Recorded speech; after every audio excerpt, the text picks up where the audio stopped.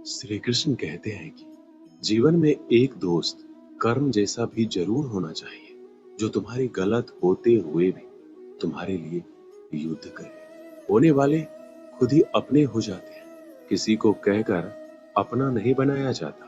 रिश्ते हमेशा एक दूसरे का ख्याल रखने के लिए बनाए जाते हैं, एक दूसरे का इस्तेमाल करने के लिए नहीं। चूम लेता हूँ हर मुश्किलों को मैं अपना मानकर, जिंदगी कैसी भी आखिर है तो मेरी।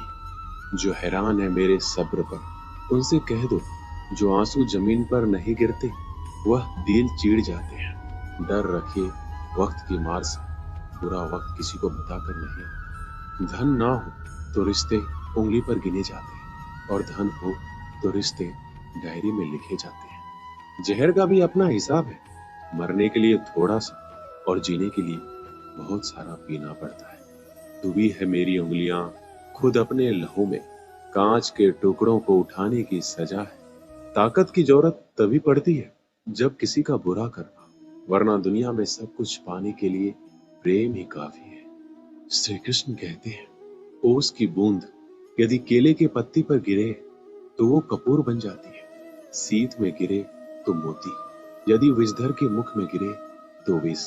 बूंद एक है, परंतु उसके प्रारब्ध भिन्न है, क्योंकि उसे आकर्षित करने वालों का व्यवहार भिन्न है। इसलिए यह आप पर निर्भर करता है, आपके भविष्य में विष चाहिए या अमृत। स्मरण रखें, हम वही बन जाते हैं जैसा हम सोचते हैं, जैसा विश्वास रखते हैं। यह आपका विश्वास ही है जो ये निर्धारित करेगा कि आपको विष मिलेगा या अमृत। इसलिए अपनी सोच को सुदृढ़ रखिए, सकारात्मक रखिए, और फल भी सकारात्मक ही आएगा। श्री कृष्ण कहते हैं, अनुभव की भट्टी में जो तपते हैं वह दुनिया के बाजार में वही सिक्के चलते हैं। लोगों की निंदा किए बिना दुष्ट व्यक्ति को आनंद नहीं आता। जैसे कौवा सभी रसों का भोग करता है, परंतु गंदगी के बिना उसकी तृप्ति नहीं होती। जिंदगी एक बार मिलती है, ये बिल्कुल गलत है। सिर्फ मौत एक बार मिलती है, जिंदगी तो हर रोज मिलती है। जब सोच में मोच आती है तब हर रिश्ते में खरोच आ जाती है। समय एक ऐसी गाड़ी है जिसमें ब्रेक भी नहीं और रिवर्स गियर भी नहीं। जिम्मेदारियों की एक खूबी होती है, यह आपको कभी बिगड़ने नहीं देती। कानून की जरूरत बुरे लोगों के लिए है, क्योंकि सभ्य लोग तो शर्म से ही मर जाते हैं।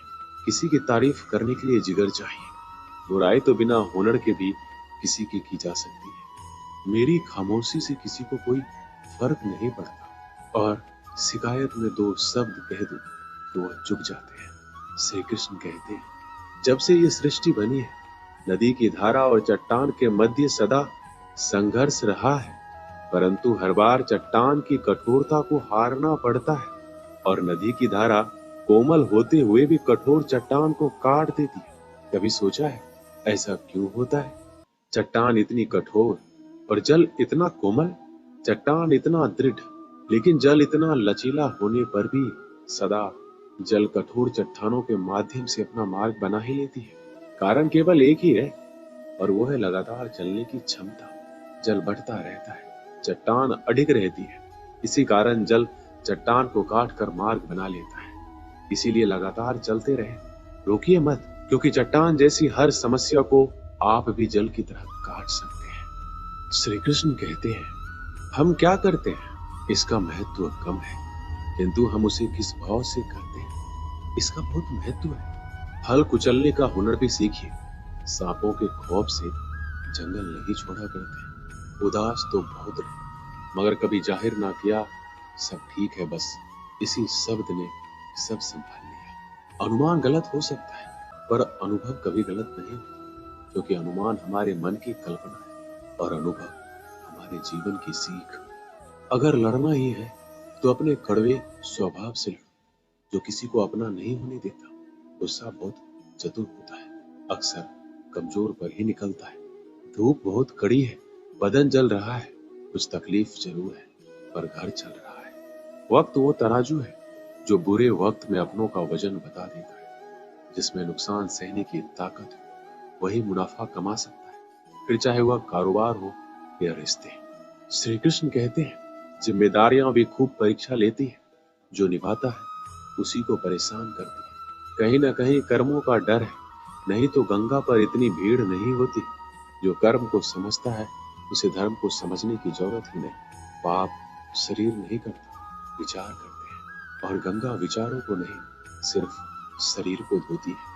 शब्द का महत्व तो बोलने के भाव से पता चल जाता है, वरना वेलकम तो दरवाजे के गेट पर भी लिखा होता है। मन की लिखूं तो शब्द रूठ जाते हैं, और सच लिखूं तो अपने रूठ जाते हैं। जिन पैसों में अपनी मेहनत की महक ना हो, वह पैसा सुख के साधन तो दे सकता है, लेकिन मन को शांति नहीं। बचपन कितना खूबसूरत था, तब खिलौने जिंदगी में थे, और आज जिंदगी खिलौना है। श्री कृष्ण कहते हैं, आपने किसी फल को पेड़ से अलग होते हुए देखा है? बड़ा दुख होता है जब आप अपने उद्यम से अलग होते हैं, परंतु ये दूरी भी आवश्यक है। आप फल को ही ले लीजिए, अपने जीवन दाता वृक्ष से अलग होकर ये न केवल किसी की भूख शांत करेगा, अपितु इसके भीतर के बीज से एक नए वृक्ष का सृजन भी होगा और कई फल उगेंगे। सृजन की प्रतिक्रिया में पीड़ा आवश्यक है। यदि पीड़ा नहीं होगी तो सृजन नहीं होगा। पीड़ा अपने उद्यम से दूर होने में इस फल की भांति हम मनुष्य को भी अपने उद्यम से, अपने सगे संबंधियों से अलग होना पड़ता है। और यही अलगाव एक नए सृजन को, एक नई सृष्टि को, एक नए विकास को जन्म देता है। इसलिए ऐसे अलगाव से दुखी मत होइए, उसका स्वागत कीजिए, क्योंकि ये विकास की नींव है। श्री कृष्ण कहते हैं, गलत फहमी में जीने का मजा ही कुछ और है, वरना हकीकतें अक्सर रुला देती है। जब तक रास्ते समझ में आते हैं, तब तक लौटने का वक्त हो जाता है। यही जिंदगी है। प्यार नहीं बिकता किसी के लिए, मगर इंसान बिक जाता है अपने मतलब के लिए। जब तक किसी अपने से धोखा ना मिले, तब तक समझ नहीं आता कि जिंदगी क्या है। काश उस जाते हुए वक्त को रोक सकते, आपके साथ गुजरा हुआ हर समय जोड़ सकते। मुझे नफरत पसंद है, लेकिन दिखावे का अपनापन नहीं। शीशा कमजोर बहुत होता है, मगर सच दिखाने से बिगड़ता नहीं है। श्री कृष्ण कहते हैं, अपराध वो भावना है जिसके कारण संसार में सदा दुख ही व्याप्त रहता है। हम सब अपराधियों से घृणा करते हैं, उन्हें कोसते हैं, परंतु क्या कभी विचार आया है कि कोई भी जन्म से अपराधी नहीं होता? तो ऐसा क्या कारण है कि कोई इतना बुरा बन जाता है कि वो बुराई की सीमा ही पार कर जाए? कारण है कामना। यदि कामना पर नियंत्रण ना रखा जाए, यदि कामना को पूर्ण करने के लिए परिश्रम ना किया जाए, तो वो तृष्णा में बदल जाती है, और तृष्णा लालच में, और लालच छल में, और छल करते ही मनुष्य अपराध की ओर अपना पग बढ़ा देता है। इसलिए ये अत्यंत आवश्यक है कि मन की कामनाओं पर नियंत्रण रहे। यदि मन पर नियंत्रण रहेगा तो अपराध पर स्वयं ही नियंत्रण हो जाएगा। हम सबका मन करता है कि हम जीवन में ऐसे शिखर पर पहुंचे जहां हमसे ऊपर कोई ना हो, जहां हमें कुछ करने की आवश्यकता ना पड़े। कुछ लोग इस शिखर पर पहुंच भी जाते हैं, परंतु उनका मन सदा विचलित रहता है। मनोरंजक बात है ना कि जिस विश्राम को पाने के लिए हम इतनी मेहनत करते हैं, इतना परिश्रम करते हैं, वो हमें मिलता ही नहीं। कारण स्वयं सोचिए, वन का राजा होने के पश्चात भी सिंह को शिकार करने के लिए परिश्रम क्यों करना पड़ता है? क्योंकि राजा होने का अर्थ ये नहीं कि वो सदा सोता रहे और मृग स्वयं उसके समक्ष आकर कहे, आइए महाराज, मुझे खाकर अपनी भूख मिटाइए। तो ये समझ लीजिए, कार्य आपके परिश्रम से संपन्न होते हैं, केवल कामना से नहीं। यदि आप नीचे हैं तो सदा स्मरण रखिए कि आपका परिश्रम ही आपको ऊंचाइयों पर ले जाएगा, और यदि आप ऊंचाई पर हैं तो वहां पर भी रहने के लिए आपको निरंतर परिश्रम करते रहना होगा। अर्थात परिश्रम से मुक्ति नहीं है, क्योंकि परिश्रम ही जीवन है।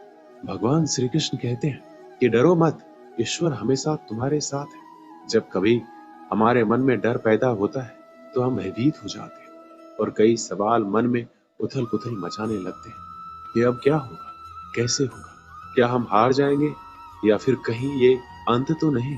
हमें अपने आसपास को सभी चीजें दिखाई देने लगती हैं जो वास्तव में होती ही नहीं है। हमारे मन की कल्पना ही हमारे मन के डर को जन्म देती है, और ये डर हमारे वर्तमान और भविष्य को नष्ट कर देता है। अक्सर हमने देखा होगा कि संसार में सभी लोगों को किसी न किसी वस्तु का या फिर किसी न किसी व्यक्ति का डर हमेशा ही सताता रहता है, और जो सबसे बड़ा डर मनुष्य के मन में घर कर लेता है वो होता है मृत्यु का डर, जो हर एक व्यक्ति को आजीवन परेशान किए रखता है। आपने देखा ही हो कि माता पिता अपने मृत्यु से पहले अपने बच्चों के लिए वो सब कुछ करना चाहते हैं जिससे उनके बच्चों को अपने भविष्य में किसी तरह की परेशानी ना हो और जो उनके जीवन को सरल बना सके। लेकिन क्या ये सही मार्ग है? क्या इससे उनकी संतान अपने भविष्य के प्रति इस डर के भाव को खत्म कर सकती है? भगवान श्री कृष्ण सदैव कहते हैं कि हम अपने जीवन काल में बहुत से कर्म करते हैं, लेकिन जो कर्म हम पहले से करते आ रहे हैं, अगर उससे कुछ अलग करना चाहते हैं तो हमें हमारी हार का या फिर हमें असफल होने का डर सताता है और हम बिना परिणाम जाने ही अपने मन में ये सोच लेते हैं कि कुछ ना कुछ जरूर बुरा हो जाएगा और यही भाव हमें डर की स्थिति में पहुंचा देता है। और श्री कृष्ण के अनुसार यही डर हमें अज्ञानता की ओर ले जाता है। वास्तव में अज्ञानता का पहला चरण है भय, भय जो श्रेष्ठ से श्रेष्ठ मनुष्य के विवेक को हर लेता है। जरा स्वयं ही अनुमान लगाइए कि कोई आपको तैराकी के लिए कह दे, लेकिन आज से पहले आपने कभी भी तैराकी नहीं की है, तो आप अपनी तैराकी सीखने से पहले ही अपने मन में यदि ये डर बैठा लेते हैं कि कहीं आप डूब ना जाए या फिर आपके साथ कोई अनहोनी ना हो जाए, तो आजीवन आप तैराकी सीख नहीं पाएंगे, अज्ञान रह जाएंगे। फिर चाहे आपके पास ब्रह्मांड का सबसे उत्तम गुरु ही क्यों ना हो। श्री कृष्ण कहते हैं इस डर को पीछे छोड़कर सफलता के मार्ग पर बढ़ना जरूरी है। यदि हम अपने डर से पीछा छुड़ाना चाहते हैं तो हमें अपनी आरामदायक स्थिति को त्यागना होगा। जब तक हमारा मन स्वयं को कष्ट देने से डरता है तब तक हमें कुछ भी नया करने से पहले या हार जाने का या फिर कोई अनहोनी हो जाने का भय सताता है। इसलिए यदि हम डर को जीतना चाहते हैं तो हमें डर का सामना खुद ही करना हो और अपने हृदय को कठोर बनाना हो। तब जाकर हम इस डर की परिस्थिति से बाहर आ जाएंगे। श्री कृष्ण कहते हैं अगर हमें अपने डर पर विजय प्राप्त करनी है तो हम परिणाम की चिंता नहीं करते हैं। कर्म करते जो फल की चिंता मत करो, समय आने पर फल आपको अपने आप ही मिल जाएगा। और यदि हम फल की चिंता किए बिना स्वतंत्र रूप से कर्म करते हैं तो निश्चित ही परिणाम में स्वादिष्ट फल चखने के लिए मिलते हैं। इसी स्थिति को यदि आप कलयुग के अनुसार देखेंगे तो श्री कृष्ण स्वयं कहते हैं कि कोई भी परिस्थिति हो, कैसी भी हालात हो, वो सदैव जीव आत्मा के साथ रहते हैं और अपना कर्म करते जाओ और भयभीत होने की कोई भी आशंका मत छोड़ो, क्योंकि वो सदैव अपनी संतान के साथ में। फिर आप कैसी भी मुश्किल परिस्थिति में हैं, चाहे कितनी भी दुर्गम हालात हो, चाहे ब्रह्मांड में हो, दुनिया में कोई आपका साथ दे या ना दे, लेकिन ईश्वर सदैव आपके साथ रहेगा। एक गांव में एक किसान रहता था। उस गांव के बाहर एक छोटा सा खेत था। एक बार फसल बोने के कुछ दिनों बाद उसके खेत में चिड़िया ने घोंसला बनाया। कुछ समय बीता तो चिड़िया ने वहां 2 अंडे भी दिए। उन 2 अंडों में से 2 छोटे छोटे बच्चे निकल आए। वो बड़े मजे से उस खेत में अपना जीवन गुजारने लगे। कुछ महीनों के बाद फसल कटाई का समय आ गया। गांव के सभी किसान अपने खेतों की फसल की कटाई में लग गए। अब चिड़िया और उसके बच्चों को वह खेत छोड़कर नए स्थान पर जाने का समय आ गया था। एक दिन खेत में चिड़िया के बच्चों ने किसान को ये कहते सुना कि कल मैं फसल कटाई के लिए अपने पड़ोसी से पूछूंगा और उसे खेत में भेजूंगा। यह सुनकर चिड़िया के बच्चे परेशान हो गए। उस समय चिड़िया कहीं गई हुई थी।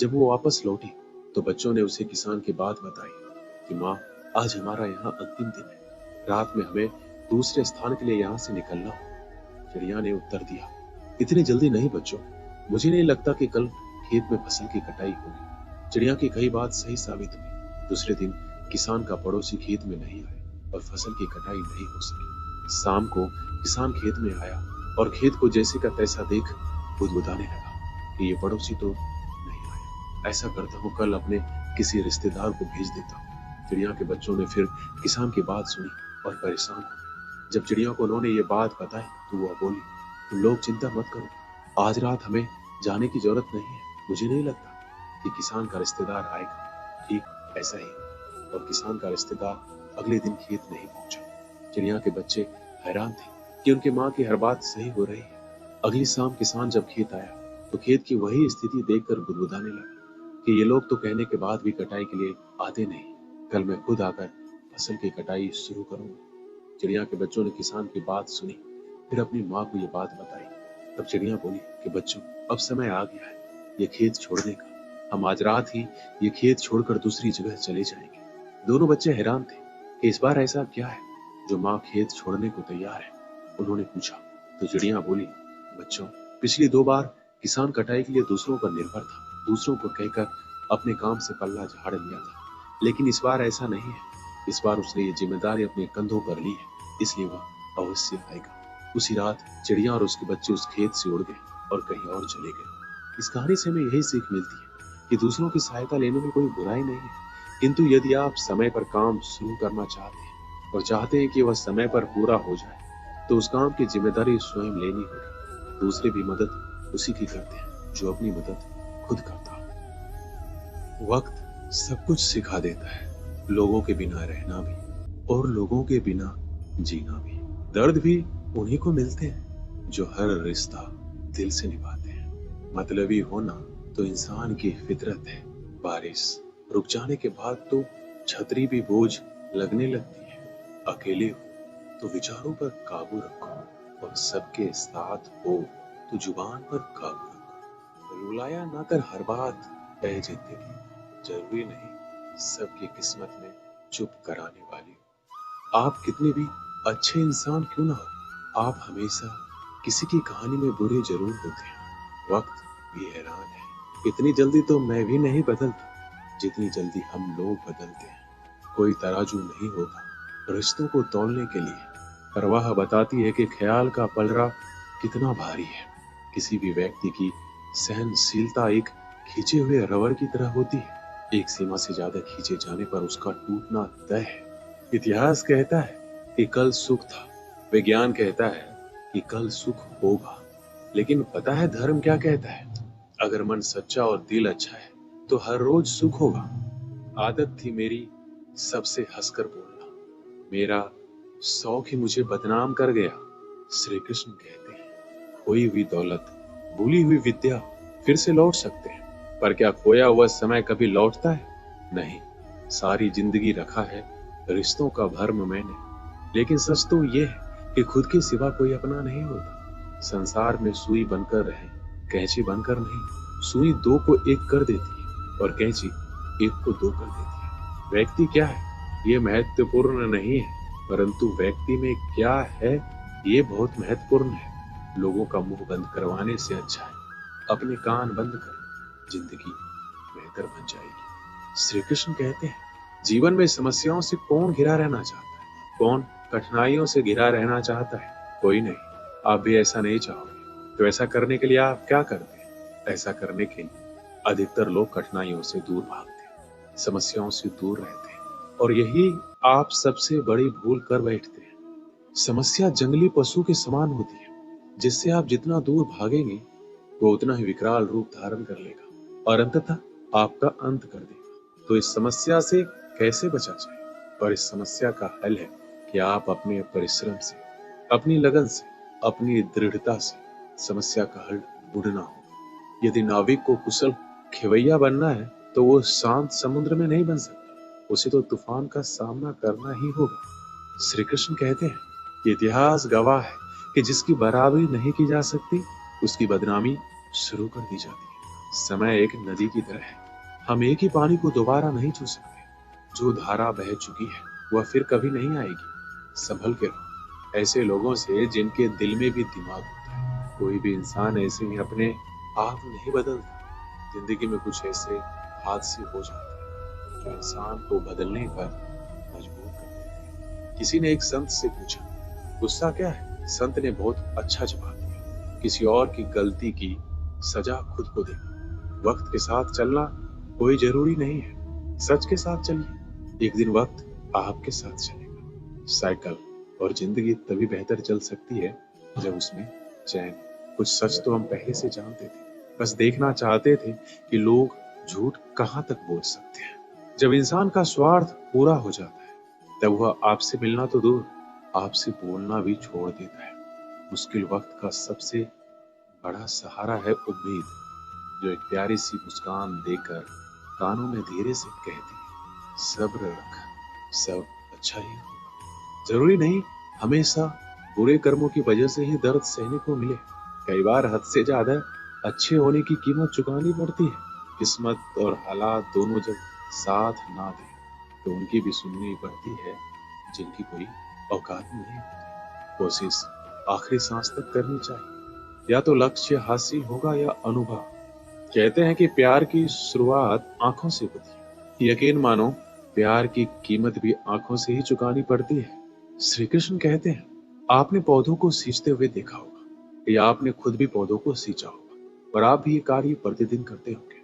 जब आप पौधे को जल देंगे तभी यह फलित होगा, इनमें से फूल निकलेंगे, इनकी सुंदरता बढ़ेगी। परंतु प्रतिदिन यह कार्य करने के पश्चात भी हम इससे एक महत्वपूर्ण सीख लेना भूल जाते हैं। हम कभी पौधों के पत्तों पर, उनकी डालियों पर, उनके फूलों और फलों पर जलधारा नहीं डालते, उन्हें धोते नहीं, परंतु फिर भी वह उगते हैं, क्योंकि पौधों का जड़ ही सफलता का मूल है। यदि आप एक बार में अनेक कार्य करने जाएंगे तो आपको एक कार्य में भी सफलता नहीं मिलेगी। परंतु यदि आप बुद्धिमत्ता से, दृढ़ मन से एक कार्य साधेंगे तो एकाएक स्वतः ही सारे कार्य सफल हो जाएंगे, जो आपका मूल है, जहां से आपको सिंचाई मिल रही है। यदि आपने उसी जड़ को छोड़ दिया तो एक सूखे पौधे की भांति आप भी सूख कर गिर जाएंगे और अपना अस्तित्व खो बैठेंगे। श्री कृष्ण कहते हैं, अच्छे लोग हमेशा साथ रहते हैं, दिल में भी, शब्दों में भी, दुआओं में भी। किसी के बारे में सब कुछ जान लेना उसे फिर से अजनबी बना देता है। पछतावा ना कीजिए, क्योंकि बीता हुआ समय अच्छा था तो वह यादगार है, और यदि बीता हुआ समय खराब था तो एक अनुभव है। परिस्थितियां हमारे लिए समस्या नहीं बनती। समस्या तो तब बनती है जब हमें परिस्थितियों से निपटना नहीं आता। पता नहीं लोग दूसरों को उदास करके खुद कैसे खुश रह लेते हैं। रिश्ता चाहे कितना भी क्यों ना बिगड़ा हो, अगर सुधारना चाहो तो सब कुछ सही हो सकता है। रुलाते तो सभी हैं, लेकिन अगर कोई तुम्हारे लिए खुद रो पड़े तो उसे कभी खुद से दूर मत होने देना। इंसान कब बदल जाता है पता ही नहीं चलता, और हम ये सोचते रह जाते हैं कि आखिर हमने गलती कहाँ की है। जिंदगी में 3 लोगों को कभी मत भूलना। एक तो वो जो मुसीबत में साथ देते हैं, एक वो जो मुसीबत में साथ छोड़ देते हैं, और एक वो जो मुसीबत में आपको डांटते हैं। जब लोग आपकी बुराई करें तो बिल्कुल परेशान ना हो। वास्तव में वह लोग आपको महत्व देने का कोई रास्ता जानते ही नहीं। श्री कृष्ण कहते हैं, जीवन में सभी केवल सफल होना चाहते हैं, केवल विजय चाहते हैं। कोई भी पराजित नहीं होना चाहता, कोई भी असफल नहीं होना चाहता, कोई भी नहीं चाहता कि उसके प्रयास व्यर्थ जाए। यदि एक दृष्टिकोण से देखा जाए तो ये उचित भी है, परंतु असफलता में भी एक अच्छी बात छुपी होती है। मैं बताता हूँ, सफलता आपका परिचय संसार को देती है। विजय के पश्चात संसार आपको जानने लगता है, और असफलता आपका परिचय संसार से करवाती है। पराजय के पश्चात आप अपने जीवन को जानने लगते हैं। इसलिए सफलता और असफलता से घबराए नहीं। यदि आपकी सोच सकारात्मक रहेगी तो यही सफलता, यही पराजय आपको और अधिक शक्तिशाली बनाकर प्रस्तुत करेगी और जीवन में विजयी बनाएगी। श्री कृष्ण कहते हैं, तारीफ एक ऐसा चंदन है जिससे दूसरों को लगाए तो आपके हाथ अपने आप महकेंगे। समझने वाले तो खामोशी भी समझ लेते हैं, और ना समझने वाले तो जज्बातों का भी मजाक बना देते हैं। जो आपकी खुशी में अपना दर्द भूल जाए, उस इंसान से ज्यादा आपको कोई प्यार नहीं कर सकता। ये जिंदगी तमन्नाओं का गुलदस्ता ही तो है। कुछ महकती है, कुछ मुरझाती है, कुछ चुप जाती है। खुद को अच्छा बना लीजिए, दुनिया से एक बुरा इंसान कम हो जाएगा। भरोसा सब पे करो, लेकिन सावधानी के साथ, क्योंकि कभी कभी खुद के दांत ही जीभ को काट लेते हैं। जिंदगी की रफ्तार बहुत तेज है। सुबह का दुख शाम को पुराना हो जाता है। कोई भी व्यक्ति इस संसार में हमारा दोस्त या दुश्मन बनकर नहीं आता। हमारा व्यवहार ही लोगों को दोस्त और दुश्मन बनाता है। सबसे मुश्किल रास्ता वह है जिस पर आपको हमेशा अकेला चलना पड़ता है, और असल में वही रास्ता जिंदगी में आपको मजबूत बनाता है। बड़ों का दिया हुआ आशीर्वाद और अपनों की दी हुई शुभकामनाओं का कोई रंग नहीं होता, लेकिन जब ये रंग लाते हैं तो जीवन में रंग भर जाता है। श्री कृष्ण कहते हैं, कभी कभी हमें लगता है हमारे अपने, हमारे हितैषी, हमारे माता पिता को हमारे मन की बात ही नहीं समझ आ रही है, जैसे उन्हें हमारे हर कार्य, हर निर्णय में खोट दिखाई दे रहा है, और ऐसे में हम विद्रोह कर बैठते हैं। ऐसी अवस्था में हमें वही अच्छा लगने लगता है जो हमारे मन की बातों का समर्थन करे। हम उसे ही अपना हितैषी समझ लेते हैं। परंतु जो आपसे मीठी बातें कर रहा हो, वो आपका हितैषी है, ये आवश्यक नहीं है। कुछ विषैले फूल बड़े सुंदर दिखते हैं, कुछ विषैले फल असाधारण रूप से बड़े स्वादिष्ट होते हैं, और ये भी आवश्यक नहीं कि हमारे रोगों का निदान करने वाली औषधि सदी मीठी हो। इसलिए विष और औषधि में अंतर को परखने का प्रयास करें। हो सकता है जो आपके हित की बात कर रहा हो वो आपको संकट के गर्त में ले जाए। श्री कृष्ण कहते हैं कि बात बात पर आवेश में ना आए। हो सकता है कि आपके माता पिता की कड़वी बातों में आपका हित छिपा हो, और माता पिता को भी प्रयास करना चाहिए। यदि उनकी संतान अनुचित निर्णय ले रही है तो उसके अनुचित होने का भान प्रेम से समझाना, दबाव और शासन से नहीं, क्योंकि कभी कभी कटु शब्द और कटु वचन अनुचित निर्णय को और पक्का कर देता है। श्री कृष्ण कहते हैं पानी समुद्र में हुई आंखों में गहराई दोनों में होती है। खुशी के लिए काम करोगे तो खुशी नहीं मिलेगी, मगर खुश होकर काम करोगे तो खुशी जरूर मिलेगी। कुछ रिश्ते बस निभाने के होते हैं और कुछ जताने के लिए। खुशियों का कोई रास्ता नहीं है, खुश रहना ही रास्ता है। अपना वजूद ऐसे बनाओ कि कोई आपको छोड़े तो आपको कभी भुला ना सके। हमारी समस्या का समाधान केवल हमारे पास है, दूसरों के पास क्या है? दूसरों के पास तो केवल सुझाव है। जीवन में प्रयास सदैव कीजिए। लक्ष्य या अनुभव दोनों ही अमूल्य है। अहंकार की बीमारी शराब जैसी होती है, खुद को छोड़कर सबको पता चलता है कि इसको चढ़ गई। बस सिर्फ हंसते रहो, दुनिया वाले सोचते ही रहेंगे कि इसको कौन सा सुख मिल गया। सफलता की पोशाक कभी तैयार नहीं मिलती, इसे बनाने के लिए क्या जरूरी है? मेहनत करो। खुश रहना चाहते हो तो 5 बातों पर ध्यान दो। पहला, बीते हुए वक्त को भूलो। दूसरा, वर्तमान में जियो। तीसरा, भविष्य की चिंता ना करो। चौथा, खुद की तुलना दूसरों से करना बंद कर दो। और पांचवा, अपने काम को टालना बंद करो। ये आवश्यक है। श्री कृष्ण कहते हैं हम सभी बचपन से ये सुनते आए हैं कि अच्छे मित्र हमारे जीवन को तुरंत परिवर्तित कर सकते हैं, परंतु कौन? जिनसे आप प्रश्न पूछें और वो मित्र बिना किसी पक्षपात के, भय रहित होकर, बिना किसी लालच के आपको उचित उत्तर दे। परंतु सबके समक्ष ये समस्या आ जाती है कि आज के समय में ऐसे मित्र मिलना दुर्लभ है। वो तो होते ही नहीं। परंतु आपको मैं एक बात बता दूं, हम सबके पास भी एक ऐसा मित्र होता है, बस हम उसे पहचान ही नहीं पाते। वो है दर्पण। दर्पण के समक्ष खड़े होकर आप स्वयं से पूछिए कि यदि आज आपका अंतिम दिन होता तो क्या आप वही करते जो आप कर रहे थे?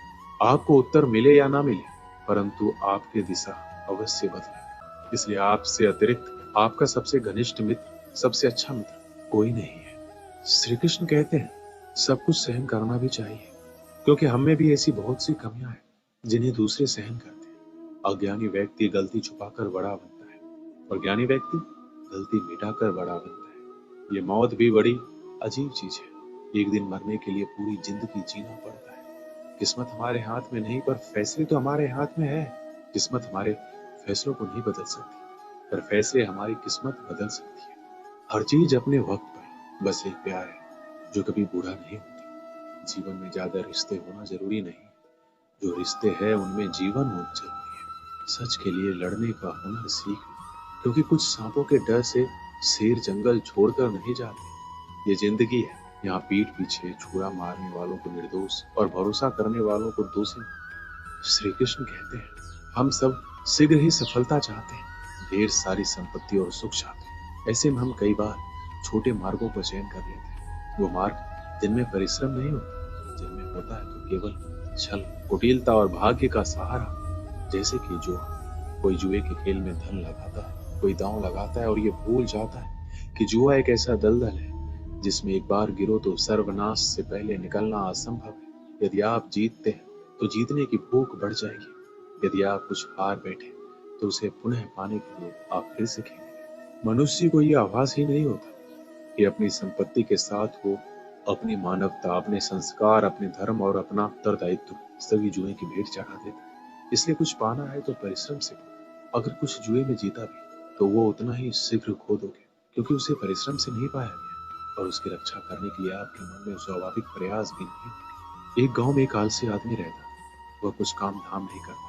बस दिन भर निठल्ला बैठकर सोचता रहता कि किस तरह कुछ खाने को मिल जाए। एक दिन वह यूं ही घूमते घूमते आम के एक बाग में पहुंच गया। वहां रसीले आमों से लदे कई पेड़ थे। रसीले आम देख उसके मुंह में पड़ गए और आम तोड़ने वो एक पेड़ पर चढ़ गया। लेकिन जैसे ही वो पेड़ पर चढ़ा, बाग का मालिक वहां पहुंचा। बाग के मालिक को देख आलसी आदमी डर गया और जैसे तैसे पेड़ से उतरकर वहां से भाग खड़ा हुआ। भागते भागते वह गांव के बाहर स्थित जंगल में जा पहुंचा। वह बुरी तरह से थक गया था, इसलिए एक पेड़ के नीचे बैठकर सुस्ताने लगा। तभी उसकी नजर एक लोमड़ी पर पड़ी। उस लोमड़ी की एक टांग टूटी हुई थी और वह लंगड़ा कर चल रही थी। लोमड़ी को देख आलसी आदमी सोचने लगा कि ऐसी हालत में भी इस जंगली जानवरों से भरे जंगल में लोमड़ी कैसे बच गई, इसका अब तक शिकार कैसे नहीं हुआ। जिज्ञासा में वह एक पेड़ पर चढ़ गया और वहां बैठकर देखने लगा कि अब लोमड़ी के साथ क्या होगा। कुछ ही पल बीते थे कि पूरा जंगल शेर की दहाड़ से गूंज उठा, जिसे सुनकर सारे जानवर डरकर भागने लगे। लेकिन लोमड़ी अपनी टूटी टांग के साथ भाग नहीं सकती थी। वह वहीं खड़ी रही। शेर लोमड़ी के पास आने लगा। आलसी आदमी ने सोचा कि अब शेर लोमड़ी को मारकर खा जाए, लेकिन आगे जो हुआ वह कुछ अजीब था। शेर लोमड़ी के पास पहुंचकर खड़ा हो गया। उसके मुंह में एक मांस का टुकड़ा था, जिसे उसने लोमड़ी के सामने गिरा दिया। लोमड़ी उस मांस के टुकड़े को खाने लगी। थोड़ी देर बाद शेर वहां से चला गया। यह घटना देखकर आलसी आदमी सोचने लगा कि भगवान सच में सर्वसर्वा है। उसने धरती के समस्त प्राणियों के लिए, चाहे वह जानवर हो या इंसान, खाने पीने का प्रबंध करके रखा है। वह अपने घर लौट आया। घर आकर वह 3 से 4 दिन तक बिस्तर पर लेटकर प्रतीक्षा करने लगा कि जैसे भगवान ने शेर के द्वारा लोमड़ी के लिए भोजन भिजवाया था, वैसे ही उसके लिए कोई ना कोई खाने पीने का सामान ले आएगा। लेकिन ऐसा कुछ नहीं हुआ। भूख से उसके हालात खराब हुए। आखिरकार उसे घर से बाहर निकलना ही पड़ा। घर के बाहर उसे एक पेड़ के नीचे बैठे हुए बाबा दिखाई पड़े। वह उनके पास गया और जंगल का सारा वृतांत सुनाते हुए बोला, बाबा जी, भगवान मेरे साथ ऐसा क्यों कर रहे हैं? उनके पास जानवरों के लिए भोजन का प्रबंध है, लेकिन इंसानों के लिए क्यों नहीं? बाबा जी ने उत्तर दिया, बेटा ऐसी बात नहीं है। भगवान के पास सारे प्रबंध है, दूसरों की तरह तुम्हारे लिए भी। लेकिन बात यह है, वो तुम्हें लोमड़ी नहीं शेर बनाना चाहते हैं। दोस्तों, इस कहानी से हमें यही सीख मिलती है कि हम सबके भीतर क्षमताओं का असीम भंडार है। बस अपनी अज्ञानता वश हम उन्हें पहचान नहीं पाते और स्वयं को कामचोर समझकर दूसरों की सहायता की प्रतीक्षा करते रहते हैं। स्वयं की क्षमता पहचानिए, दूसरों की सहायता की प्रतीक्षा मत कीजिए। इतने सक्षम बनिए कि आप दूसरों की सहायता कर सकें। हम अपनी सोच और संसार की मान्यता के अनुसार अपने विचार बनाते हैं। जैसे सत्य कहना धर्म है, असत्य कहना पाप, सहनशीलता धर्म है और क्रोध करना अधर्म, उपकार करना, जीवों पर दया करना धर्म है और निष्ठुर होना अधर्म। परंतु क्या यही सत्य है? क्या कभी कभी परिस्थितियां इन आवेशों को उल्टा नहीं करती है? यदि इस संसार में कुछ धर्म है, कुछ पुण्य है, कुछ महान है, तो वह है परिस्थिति के अनुसार चलना। जटायु याद है आपको, जिन्होंने रावण पर क्रोध किया, उस पर आक्रमण किया? उस समय जटायु का क्रोध पाप नहीं था, वो धर्म था। इसलिए अंत में उन्हें भगवान राम की गोद मिली। और कुछ ऐसे भी होते हैं जो धर्म को सहनशीलता समझकर हर अन्याय को सहते हैं और अंत में वो बाणों की सैया पाते हैं। यदि कोई पशु या व्यक्ति अकारण आक्रमण करके किसी निर्दोष के प्राण लेने की चेष्टा करे, तो उसके रक्षा हेतु उसका वध कर देना पाप नहीं, समय की मांग है। क्योंकि आक्रमण भी आत्मरक्षण ही है। यदि किसी दुष्ट की सहायता करने से सामान्य मनुष्य को कष्ट पहुंचे, पीड़ा पहुंचे, तो उसे सहायता ना देना ही धर्म है। अकारण क्रोध अस्वीकार्य है, परंतु यदि क्रोध से कुछ शुभ हो तो क्रोध और दंड भी धर्म ही है। संसार का सबसे बड़ा पाप क्या है? संसार का सबसे बड़ा पाप है किसी निर्बल को सताना, और संसार का सबसे बड़ा दंड भी उस निर्बल के मुख से निकली आए। श्री कृष्ण कहते हैं, आपने लोहार को लोहा पिघलाते हुए तो जरूर देखा होगा, और ये लोहा पिघलता है इस चमड़ी की बनी धौनकी से निकली हवा से। जरा आप सोचिए, एक मृत पशुओं की खाल से बनी धौनकी कितने कठोर लोहे को भस्म कर सकती है। ठीक उसी प्रकार आप चाहे जितनी भी शक्तिशाली क्यों ना हो, यदि आपने किसी निर्दोष, किसी निर्बल को सताया, तो उसके मन से निकली हाय और उसका श्राप आपके जीवन को भस्म कर सकता है। श्री कृष्ण कहते हैं, जगत में प्रत्येक व्यक्ति को किसी न किसी प्रकार की निर्बलता अवश्य होती है। जैसे कोई बहुत तेजी से दौड़ नहीं पाता, कोई अधिक भार नहीं उठा पाता, कोई असाध्य रोग से विरुद्ध रहता है तो कोई पढ़े हुए पाठों को स्मरण में नहीं रख पाता। ऐसे अनेकों उदाहरण और भी हैं। क्या आप किसी ऐसे व्यक्ति को जानते हैं जिसे सब कुछ प्राप्त हो और हम जीवन की उस एक निर्बलता को जीवन का केंद्र मानकर जीते हैं? हृदय में दुख और असंतोष दोनों सदा रहते। निर्बलता मनुष्य को जन्म से अथवा संयोग से प्राप्त होती है, किंतु उस निर्बलता को मनुष्य अपने ही मन की मर्यादा बना लेते हैं। किंतु कुछ व्यक्ति ऐसे भी होते हैं जो अपने पुरुषार्थ और श्रम से उस निर्बलता को पराजित करते हैं। क्या भेद है उनमें और अन्य लोगों में? क्या आपने कभी विचार किया है? सरल सा उत्तर है इसका, जो व्यक्ति निर्बलता से पराजित नहीं होता, जो पुरुषार्थ करने का साहस रखता है, हृदय में वो निर्बलता को पार कर जाता है। अर्थात निर्बलता अवश्य ईश्वर देता है, किंतु मर्यादा मनुष्य का मन ही निर्मित करता है। श्री कृष्ण कहते हैं, द्वंद्व दो मनुष्य के मध्य होता है, परंतु विजय सदैव एक ही मनुष्य को मिलती है, जबकि समान रूप से दोनों शक्तिशाली होते हैं और दोनों व्यक्ति समान ज्ञान प्राप्त करते हैं, लेकिन सफलता एक को ही मिलती है। इसका कारण क्या है? मान लो दो प्रकार के लोहे होते हैं, एक ठंडा एक गर्म। कभी सोचा है? लोहकार लोहे को लोहे से ही काटता है, परंतु सदैव ठंडा लोहा ही गर्म लोहे को काट पाता है। और यही नीति मनुष्यों पर भी लागू होती है।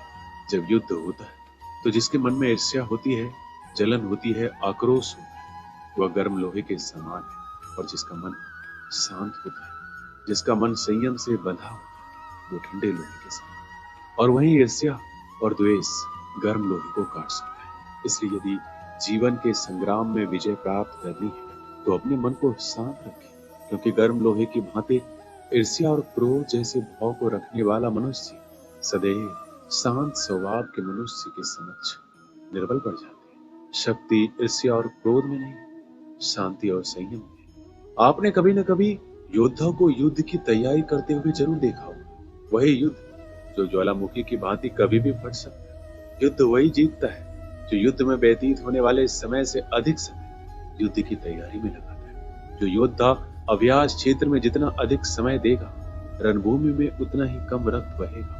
एक समान लोहा और तीखी तलवार में अंतर यही है कि एक तीखी तलवार को कड़ी अग्नि परीक्षा से होकर गुजरना पड़ता है, लोहार की मार खानी पड़ती है। एक तलवार जितनी पीड़ा सहेगी, उसका वार उतना ही प्रबल होता है। इसलिए पीड़ा से घबराएं नहीं, उसका सामना करें, उसका अभ्यास करें, क्योंकि यही अभ्यास जीवन के युद्ध में आपको विजयश्री बना सकता है। श्री कृष्ण कहते हैं, यदि आगे बढ़ना है तो अपनों का साथ दो। और ये बात सत्य भी है, और अपनों का साथ देना ही चाहिए, परंतु साथ देने से पूर्व ये अवश्य पहचान लेना चाहिए कि अपने हैं कौन। क्या अपने वही होते हैं जिनके साथ हमारा रक्त संबंध होता है, या अपने मित्र, या अपने वो होते हैं जो हमें सत्कार्य के लिए प्रेरित करें, हमें आगे बढ़ाएं, हमारा साथ दें, और न कि वो जिनका साथ देने से समाज का नाश हो, धर्म की हानि हो और सदैव साथ रहकर भी सगे नहीं होते, या वो जो सदैव साथ रहकर भी सगे नहीं होते। इसलिए जब भी अपनों की परिभाषा का चुनाव करें तो उन्हें अपना माने जो आपका साथ दे, उन्हें नहीं जो हमें अज्ञान के मार्ग पर ले जाए। श्री कृष्ण कहते हैं, सीमा एक रेखा ही नहीं, एक परिभाषा भी है। सीमा हर किसी की होती है, प्रेम की, धैर्य की, मित्रता की और शत्रुता की भी। और जो सदैव सीमा में बंधे रहते वो समान मनुष्य बनकर रह जाते, परंतु जो समय आने पर सीमा तोड़ देते वही भविष्य बनाते हैं, क्योंकि सीमा केवल आपको मर्यादा में नहीं रखती, आपको बांधती भी। अब ये आप पर, मुझ पर, हम सब पर निर्भर करता है कि ये कौन सी सीमाएं हमें बांधती हैं और कौन सी सीमाएं शक्ति के नए मार्ग समक्ष आती हैं। इसलिए सीमाएं में जो कर सकते हैं उससे अधिक करने का प्रयत्न, तभी नई सीमाएं बना पाओगे। श्री कृष्ण कहते हैं, जब मेघ छाते हैं तो क्या होता है? अंधकार छा जाता है। मेघ गरजते हैं, बिजलियां कड़कती है, वर्षा होती है, सभी पशु अपने आश्रय स्थल पर जाकर छिप जाते हैं, मनुष्य अपने घरों की ओर दौड़ते हैं और सभी पक्षी अपने घोंसलों में जाकर छिप जाते हैं। परंतु एक जीव है जो गरजते मेघों की कड़कती बिजलियों को, भारी वर्षा को भी हरा देता है। वो जीव है बाज, क्योंकि वो समस्या की जड़ों से ऊपर उड़ता है। वो गरजते मेघों से, कड़कती बिजलियों से, भारी वर्षा से ऊपर उड़ता है। इनमें यही अंतर है, हारने वालों में और जीतने वालों। ये युद्ध हार और जीत का नहीं, समस्या और सोच का है। यदि आपने सोच को छोटी रखी तो समस्या बड़ी हो जाएगी, और यदि आपने सोच को बड़ी रखी तो समस्या छोटी। श्री कृष्ण कहते हैं, भाग्य क्या है? जो आपने किया उसे भोगना भाग्य है, या जो आपके पूर्वजों ने किया उसका फल भाग्य है? नहीं, भाग्य वही है जो आपने किया, क्योंकि हर मनुष्य को अपने कर्मों के फल भुगतने होते। इसलिए यदि जीवन में कुछ भी करें तो उस पर अपनी दृष्टि अवश्य रखें, क्योंकि आपके एक कर्म का फल आपका भविष्य बदल सकता है। हम वही बनते हैं जो हम चुनते हैं, क्योंकि वही हमारा भाग्य है। मनुष्य सुंदरता से आकर्षित होता है, उससे प्रेम करता है। ऐसा ही होता है ना? क्या आप ऐसा नहीं करते? करते हैं। तो सुंदर और असुंदर की परिभाषा क्या है? इस आकर्षण और विकर्षण का कारण क्या है? कभी सोचा है कि जिससे आप प्रेम करते हैं, जिसके प्रति आप आकर्षित होते हैं, अचानक से उसके मन में वितृष्णा आ जाती है, और जिसके प्रति घृणा होती है उसके लिए एकाएक आपके मन में प्रेम उमड़ आता है। और इसका सबसे बड़ा कारण पता है क्या है?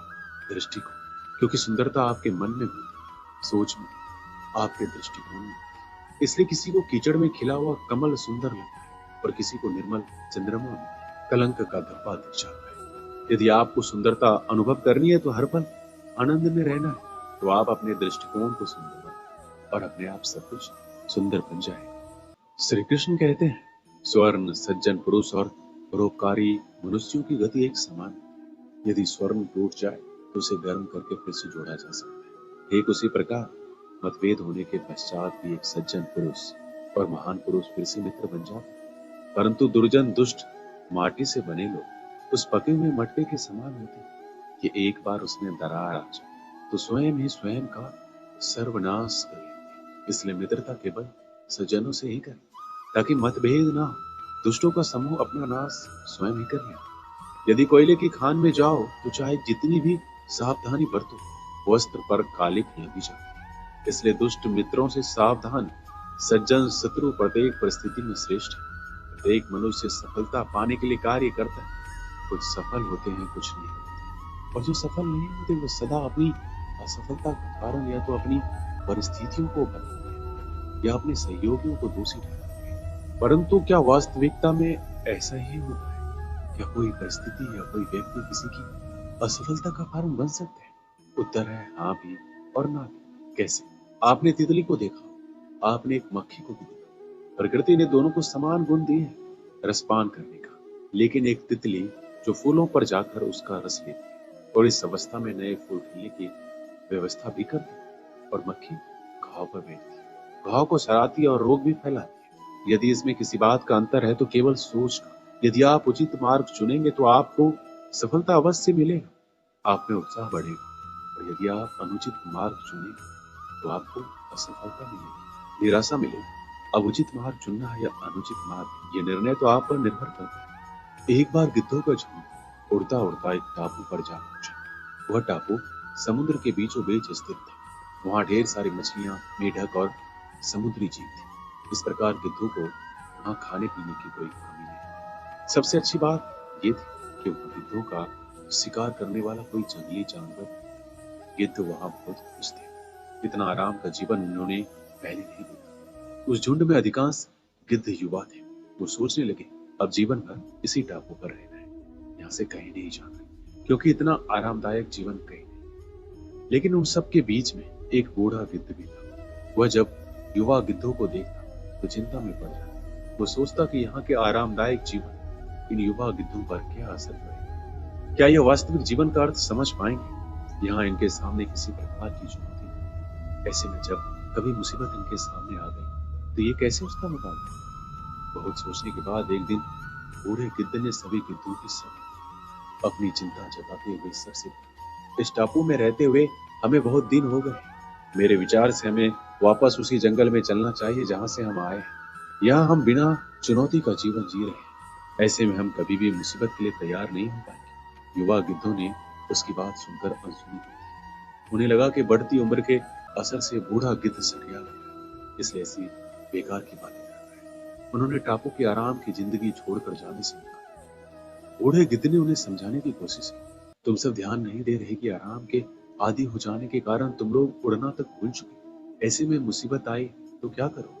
मेरी बात मानो मेरे साथ चलो। लेकिन किसी ने बूढ़े गिद्ध की बात नहीं। बूढ़ा गिद्ध अकेला ही वहां से चला गया। कुछ महीने बीते। एक दिन बूढ़े गिद्ध ने टापू पर गए गिद्धों की खोज खबर लेने की सोची और उड़ता उड़ता उस टापू पर पहुंचा। टापू पर जाकर उसने देखा वहां का नजारा बदल। जहां देखो वहां गिद्धों की लाशें पड़ी हुई। कई गिद्ध लहूलुहान और घायल पड़े हुए। हैरान बूढ़े गिद्ध ने एक घायल गिद्ध से पूछा, ये क्या, तुम लोगों की ये हालत कैसे? घायल गिद्ध ने बताया, आपके जाने के बाद हम इस टापू पर बड़े मजे की जिंदगी जी रहे, लेकिन एक दिन एक जहाज लगा। उस जहाज ने यहाँ चीते छोड़ दिए। शुरू में तो उन चीतों ने हमें कुछ नहीं किया, लेकिन कुछ दिनों बाद जब उन्हें आवाज हुई कि हम उड़ना भूल चुके हैं, हमारे पंजे और नाखून इतने कमजोर पड़ गए हैं, हम तो किसी पर हमला भी नहीं कर सकते, ना ही अपना बचाव कर सकते। कमजोर इंसान तब रोता है जब जब वो थक जाता है, और एक विजेता तब रुकता है जब वो जीत जाता है। खुद के लिए नहीं, उनके लिए कामयाब बनो जो आपको नाकामयाब देखना चाहते हैं। कभी कभी अपने बड़े सपने को किसी छोटी सोच वाले के साथ चर्चा मत करना, क्योंकि उसकी इतनी औकात होनी चाहिए कि वो आपके बड़े सपनों को समझ पाए। हर वक्त दूसरों की सफलता के बारे में जानने के बजाय खुद की सफलता के लिए काम करना शुरू कर दो। लोग कहते हैं प्यार अगर सच्चा होगा तो वो आपके पास लौट कर जरूर आएगा, लेकिन सवाल तो ये है कि प्यार यदि सच्चा होता तो वो आपको छोड़कर ही क्यों जाता? यदि आपको कोई छोड़ जाए तो चिंता मत करना, क्योंकि कई बार गलत लोगों को जाना पड़ता है ताकि आपके जीवन में सही लोग आ सके। जो इंसान आपके शब्दों का मोल नहीं समझता, उस इंसान के सामने चुप रहना ही बेहतर है। कामयाबी के सफर में धूप भी काम आई, क्योंकि यदि छांव होती तो ना जाने कब के सो गए होते। भरोसा बहुत बड़ी पूंजी है। खुद पर रखो तो ताकत, और दूसरों पर रखो तो कमजोरी बच जाती है। वह इंसान कभी आपकी कद्र नहीं करेगा जिसके आगे आप हमेशा झुक जाते हैं। कमजोर व्यक्ति से दुश्मनी ज्यादा खतरनाक होती है, क्योंकि वह उस समय वार करता है जब हम कल्पना भी नहीं कर सकते। जिंदगी अक्सर नए रिश्तों की आहट से पुराने रिश्ते तोड़ देती है। रिश्तों की कद्र भी पैसों की तरह ही करनी चाहिए, क्योंकि दोनों का कमाना मुश्किल है पर गंवाना आसान। वक्त के साथ चलना कोई जरूरी नहीं, सच के साथ चलिए, एक दिन वक्त आपके साथ चलेगा। जो लोग जज्बात छुपाने वाले होते हैं वो ज्यादा ख्याल रखने वाले होते हैं। तुम में बहुत सी ऐसी कुछ शक्तियां हैं जो भगवान हर किसी को नहीं देता, जिन्हें पाने के लिए लोग मरते हैं।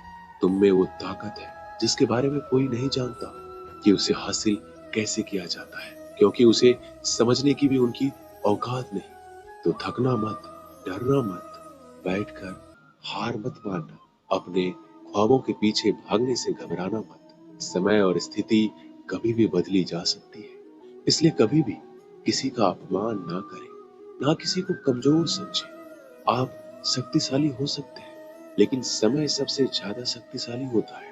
रिश्ते निभाने के लिए बुद्धि नहीं, दिल की शुद्धि होनी चाहिए। सत्य कहो, स्पष्ट कहो, सम्मुख कहो। जो होगा वो समझेगा, जो पराया हो वो छूटेगा। नेत्र हमें केवल दृष्टि प्रदान नहीं करते, बल्कि हमें कब किसमें क्या देखना है ये हमारी भावनाओं पर भी निर्भर करता है। झाड़ू में जब तक बंधन होता है तब तक वह कचरे को साफ करता है। बंधन खुल जाने पर झाड़ू खुद कचरा बन जाता है। इसलिए हमेशा अपनों से बंधे रहिए, क्योंकि एकता में ही ताकत होती है। लक्ष्य के आधे रास्ते पर जाकर कभी वापस मत लौटना, क्योंकि वापस जाने पर भी आपको आधा रास्ता पार करना पड़ेगा। जो सुख में साथ दे वह रिश्ते होते हैं, लेकिन जो दुख में साथ दे वह फरिश्ते होते हैं। मुंह पर कड़वा बोलने वाले लोग कभी धोखा नहीं देते। डरना तो मीठे बोलने वालों से चाहिए जो दिल में नफरत रखते हैं और वक्त के साथ बदल जाते हैं। छुड़ा देती है नींद घर की जिम्मेदारियां। रात में जागने वाला हर इंसान आशिक नहीं होता। किस्मत से लड़ने का अलग ही मजा है। वो मुझे जीतने नहीं देती और मैं उससे हार नहीं मानता। जिस समय हम किसी का अपमान कर रहे होते हैं उस समय हम खुद का सम्मान खो रहे होते हैं। आप किसी का अच्छा कर रहे होते हो तो ये होता है कि एक दिन वो आपको बेवकूफ समझने लगता है। समय और समझ दोनों एक साथ खुशकिस्मत लोगों को नहीं मिलती, क्योंकि जब समय होता है तो समझ नहीं होती।